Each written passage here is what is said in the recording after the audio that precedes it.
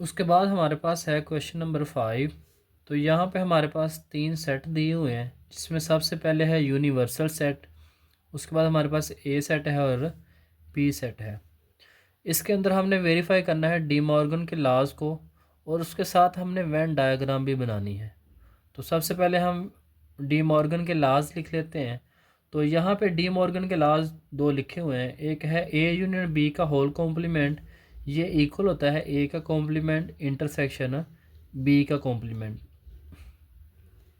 Second है इसका A intersection B का होल कॉम्प्लीमेंट, ये इक्वल होगा ए का कॉम्प्लीमेंट यूनियन बी का कॉम्प्लीमेंट।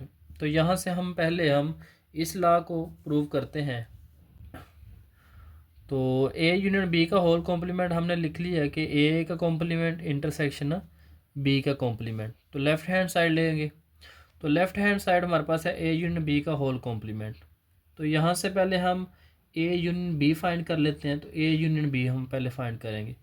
तो ए हम पहले लिख लेंगे, यूनियन डाल के दरमियान में हम बी सेट को लिख लेंगे। हमें पता है कि यूनियन के अंदर हम जितने भी सेट्स होते हैं उनको कंबाइन कर लेते हैं, इकट्ठा लिख लेते हैं। तो यहाँ से इसके एलिमेंट्स और इसके एलिमेंट्स को हम सब को इकट्ठा लिख लेंगे, लेकिन हमने कोई भी एलिमेंट को 2 टाइम नहीं लिखना। सेट की डेफिनेशन के अंदर ये बात शामिल है कि सेट के एलिमेंट्स रिपीट नहीं होते। हमें पता है कि सेट के अंदर एलिमेंट्स रिपीट नहीं होते, इसलिए हमने किसी भी एलिमेंट को 2 दफ़ा नहीं लिखेंगे। उसके बाद हमने इसकी वेन डायग्राम बनानी है। तो हम पहले ए यूनियन बी की वेन डायग्राम बना लेंगे। तो ए यूनियन बी की हम कैसे वेन डायग्राम बनाएंगे? ये हमारे पास एक यूनिवर्सल सेट है कंप्लीट, जिसमें हमारे पास 2 सेट हैं, एक ए है और एक बी है। इस तरह से हमने 2 सर्कल बना लेते हैं और ये एक दूसरे को ओवरलैप कर रहे हैं। ओवरलैप इस तरह से कर रहे हैं क्योंकि इसके अंदर जब हम इनका यूनियन लेते हैं तो इसमें हमारे पास सारे के सारे एलिमेंट्स कंबाइन होके आ जाते हैं। उसके बाद हमने फाइंड करना था ए यूनियन बी का होल कॉम्प्लीमेंट। अच्छा, यहाँ पे ए और बी को हम शेड कर लेंगे और ये जो यूनिवर्सल सेट होगा इसको हम एज इट इज़ रहने देंगे। उसके बाद हमने ए यूनियन बी का होल कॉम्प्लीमेंट फाइंड करना है। तो हमने पढ़ा था जिस सेट के ऊपर कॉम्प्लीमेंट होता है उसको हम यू में से माइनस कर लेते हैं। तो U minus A union B. अब यू के एलिमेंट्स को हम लिख लेंगे माइनस, फिर हम ए यूनियन बी के एलिमेंट्स को लिख लेंगे जो कि हमने फाइंड किए थे। तो यहाँ से हम माइनस करेंगे। तो हमें पता है जब हम माइनस करते हैं तो u में से हम a यूनियन b को माइनस करेंगे, तो हमने u के एलिमेंट्स को लिखना है और a यूनियन b के एलिमेंट्स को छोड़ देना है। तो यहाँ से हमने लिखना है a इसके अंदर भी है, इसके अंदर भी मौजूद है, हम इसको नहीं लिखेंगे, ये आपस में कैंसिल हो जाएंगे क्योंकि ये इसका भी एलिमेंट है। इस तरह से b भी आपस में कैंसिल हो जाएंगे, c भी, d भी, e भी, f g h, यहाँ तक ये सारे एलिमेंट्स क्या हो जाएंगे? कैंसिल हो जाएंगे। अब बारी आती है आई की और यहाँ पे जे की।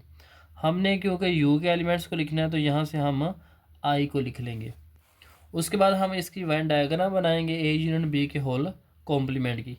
यहाँ पे हमने देखा कि हमने सिर्फ यू के एलिमेंट्स को लिखा है, तो इसलिए हम सारे के सारा जो यूनिवर्सल सेट है इसको हम शेड कर लेंगे और यहाँ से ए यूनियन बी। अब ए यूनियन बी में हमारे पास क्या था? ए और बी को हमने शेड किया था, लेकिन जब हम इसका कॉम्प्लीमेंट होल का लिखेंगे तो हमने यूनिवर्सल को शेड कर लेना है, ए को भी छोड़ देना है और बी को भी छोड़ देना है। उसके बाद आते हैं राइट हैंड साइड पे। यहाँ पे हमारे पास है ए का कॉम्प्लीमेंट इंटरसेक्शन बी का कॉम्प्लीमेंट। तो सबसे पहले हम ए का कॉम्प्लीमेंट फाइंड करेंगे। तो ए के कॉम्प्लीमेंट के लिए हम क्या करेंगे? यू में से ए को माइनस कर लेंगे। पहले हम यू के एलिमेंट्स को लिख लेंगे माइनस, फिर हम ए के एलिमेंट्स को लिख लेंगे। ए इसके अंदर भी मौजूद है, इसके अंदर भी मौजूद है, तो ये आपस में कैंसिल हो जाएंगे, बी और बी भी कैंसिल हो जाएंगे। इस तरह से सी और सी, डी और डी आपस में कैंसिल हो जाएंगे। अब ई जो है ये यू के अंदर मौजूद है तो हम इसको लिख लेंगे, लेकिन ये ए के अंदर मौजूद नहीं है। इस तरह से एफ भी लिख लेंगे हम, और जी आपस में कैंसिल हो जाएंगे, एच और एच कैंसिल हो जाएंगे, यहाँ पे आई और जे आ जाएंगे। ये हमारे पास क्या आ जाएगा? ए का कॉम्प्लीमेंट। अब यहाँ से हम ए के कॉम्प्लीमेंट की वेन डायग्राम बना लेंगे। तो हमें पता है कि जो ए का कॉम्प्लीमेंट होता है ये u माइनस ए है, यानी हमने यहाँ पे सिर्फ u को शेड करना है, ए को शेड नहीं करना। अब u के अंदर हमारे पास u वाला एरिया भी आ रहा है और b का भी सारे का सारा एरिया आ रहा है, यानी ये वाला जो एरिया है इसको हम शेड करेंगे और साथ में हम u को शेड करेंगे। छोड़ना हमने किसको है, हमने a को छोड़ना है, तो यहाँ पे हम a को शेड नहीं करेंगे। इस तरह से हम b का कॉम्प्लीमेंट फाइंड करेंगे। तो b कॉम्प्लीमेंट इक्वल होगा u माइनस बी। u के एलिमेंट्स को लिख लेंगे माइनस b के एलिमेंट्स को लिख लेंगे। अब यहाँ से हमारे पास क्या आ जाएगा, a हम यहाँ पे लिख लेंगे, इस तरह से b भी लिख लेंगे, c और c ये दोनों आपस में कैंसिल हो जाएंगे, इस तरह से d और d भी कैंसिल हो जाएंगे, e भी कैंसिल हो जाएगा, f भी कैंसिल हो जाएगा, उसके बाद j भी कैंसिल हो जाएगा। यहाँ से क्या आ जाएगा, a b g h और i। तो अब हमने b का कॉम्प्लीमेंट को शेड करना है, तो हम क्या करेंगे, यहाँ पे हमने b को छोड़ देना है, उसके अलावा जितना भी एरिया होगा उसको हमने शेड कर लेना है, क्योंकि b हमारा b का कॉम्प्लीमेंट ये है इक्वल u माइनस बी के लेंगे, जिसमें हमारे पास होगा यूनिवर्सल सेट और a। अब हमने लेना है इन दोनों का इंटरसेक्शन, तो a का कॉम्प्लीमेंट इंटरसेक्शन b का कॉम्प्लीमेंट आ जाएगा। तो हमने a का कॉम्प्लीमेंट फाइंड किया था तो वो आया था e f i और j इंटरसेक्शन। अब b का कॉम्प्लीमेंट हमने फाइंड किया तो हमारे पास आया a b g h और i। अब इन दोनों में हमें पता है इंटरसेक्शन में हम क्या करते हैं, कॉमन एलिमेंट्स को लिखते होते हैं। तो कॉमन देख लेते हैं, तो यहाँ से e इसके अंदर तो मौजूद है लेकिन इसके अंदर मौजूद नहीं है, तो इसको नहीं लिखेंगे। इस तरह से f दोनों के अंदर मौजूद नहीं है, i इस सेट का भी हिस्सा है और इस सेट के अंदर भी मौजूद है, तो इसको लिख लेंगे। j इसके अंदर है, इसके अंदर मौजूद नहीं है, तो इसको हम छोड़ देंगे। तो इस तरह से हमने a का कॉम्प्लीमेंट इंटरसेक्शन b का कॉम्प्लीमेंट फाइंड कर लिया। अब हमने इसकी वेन डायग्राम बनानी है। अब यहाँ से हमने a complement intersection b complement की वेन डायग्राम बनानी है। अब जब हम a का कॉम्प्लीमेंट इंटरसेक्शन b का कॉम्प्लीमेंट इसकी वेन डायग्राम बनाएंगे तो हम यहाँ से a के कॉम्प्लीमेंट और b के कॉम्प्लीमेंट को चेक करेंगे।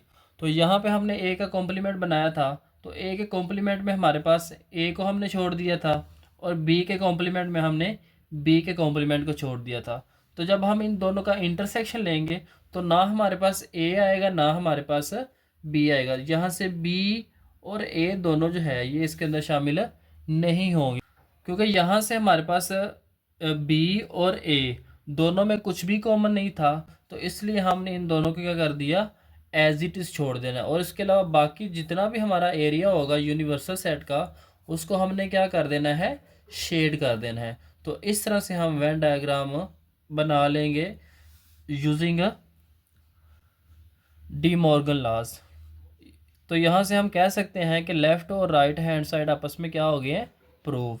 इसी तरह से आपने a इंटरसेक्शन b का होल कॉम्प्लीमेंट इक्वल है a का कॉम्प्लीमेंट यूनियन b का कॉम्प्लीमेंट, सेकंड लॉ की भी बना लेनी है, या आप सिमिलरली इस तरह से भी लिख देंगे तो इसको करेक्ट ही एक्सेप्ट किया जाएगा।